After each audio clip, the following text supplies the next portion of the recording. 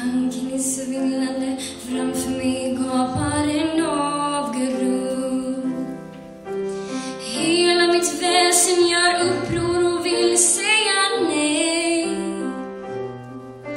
Frågan är väckt och nu darrar min själ inför svaret. Att du inte finns till, fast jag trodde på dig. Vem skulle hjälpa mig uthärda livet här ute? Vem skulle ge mig den kraften som jag måste få? Vem skulle trösta mig? Jag är så liten på jorden. Om du inte fanns till, vad ska jag göra då? Nej, du måste finnas, du måste. Jag lever mitt liv genom dig. Utan dig jag spillra på ett mörkt och stormigt hav. Du måste finnas, du måste. Hur kan du då överge mig?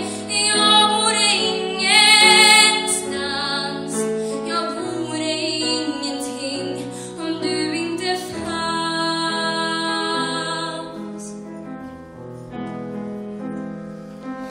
Aldrig förut har jag haft dig i tal eller tanke.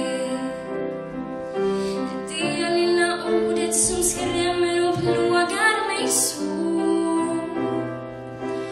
Ordet är om jag bett alla böner förgäves. Om du inte fanns till, vad ska jag göra? Vem skulle känna min ånger och sedan förlåta? Friden i själen, ja, vem skulle skänka mig den? Vem skulle så ta emot mig till slut efter döden?